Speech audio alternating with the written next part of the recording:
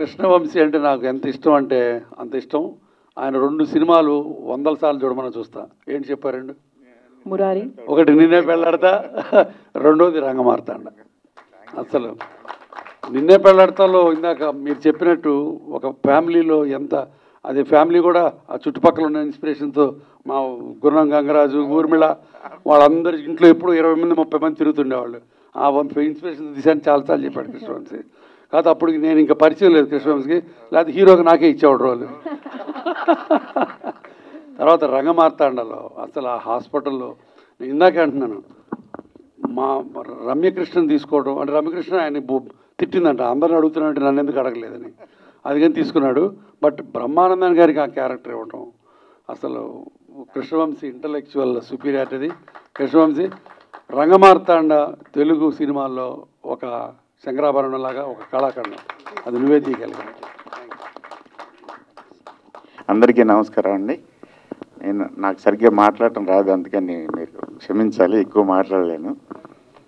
శాస్త్రి గారు ఏంటనేది చాలా బాగా చెప్పారు. గురవారెడ్డి గారు కానీ, మా శ్రీరామ్ బాబాయ్ కానీ, రామ్ చరణ్ గారు కానీ. శాస్త్రి గారు అంటే ఏంటనేది ఆయన పాటలతోటి 30-40 ఏళ్ళ నుంచి తెలుసు. అప్పుడే 89 నుంచి 88 నుంచో నాకు పరిచయం. అదృష్టం, నాకు దొరికిన మహా అదృష్టం. ఏ రకమైన అర్హత లేకపోయినా ఆయన కొడుకు కింద తీసుకున్నారు. ఇంట్లోనే, వాళ్ళ ఇంట్లోనే పడి ఉండేవాళ్ళం. ఆయన ఉండే ఒక ధైర్యం, యాక్చువల్గా ఒక 6-7 నెలల నుంచే సినిమా స్టార్ట్ చేద్దాం, కొత్త సినిమా స్టార్ట్ చేయాలని, కానీ నాకు పాటలు ఏం చేయాలో అర్థం కావట్లేదు. ముందు ఆయన దగ్గరికి వెళ్ళి మాట్లాడి ఇలాంటి పాటలు ఉంటాయి, ఇలాంటి కథ అని అనుకుని వెళ్ళేవాడిని. వాళ్ళు అది లేదు, ఒక రకంగా అనాదరం ఉంటుంది కదా.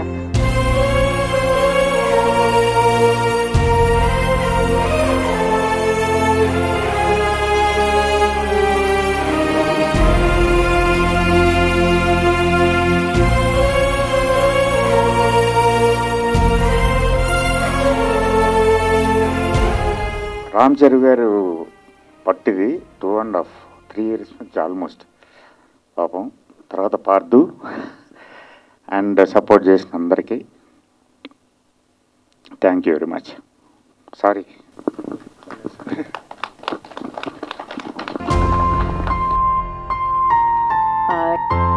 అంటే గురువారెడ్డి గారు ఈల వేద్దామని కిందికి వెళ్ళారు, కానీ అందరితో కంటతడి పెట్టించారు సార్ మీరు. ఒక రకంగా అనాదరం కదా.